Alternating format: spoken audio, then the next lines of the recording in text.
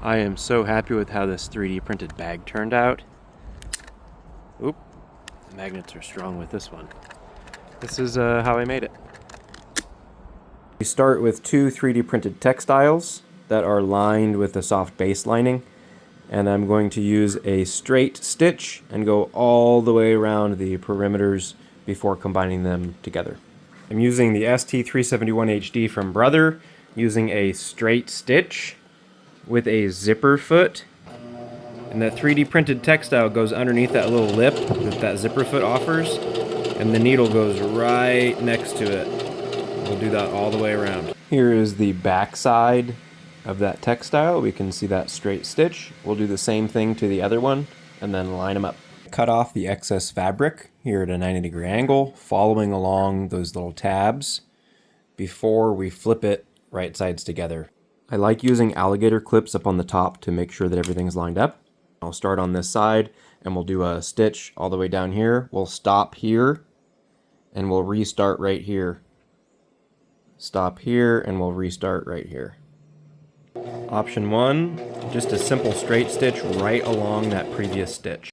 You can also use a zigzag stitch. Let's trim off the sides here and we'll leave this little corner spot right there. And now we'll take our sides and we'll kind of fold them out like that a little bit. I'm going to use a small needle and just hand sew these corners shut. Once that is all sewn up, you can trim off the excess fabric and repeat on the other side. Once we have those corners all sewn up, we can fold it right sides out and proceed with the next step. Here I'm using some Fusion Tack adhesive, dries clear and permanent with a little toothpick, and I'm just putting a little bit in there before I slide that little piece in. So that will slot into that on both sides. And the same thing will happen with these little covers. Put a little bit of adhesive on there and slide this over it.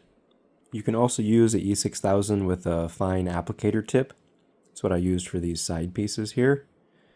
And I have these two that are undone. So this will go from the bottom of the handle to the middle of the seam.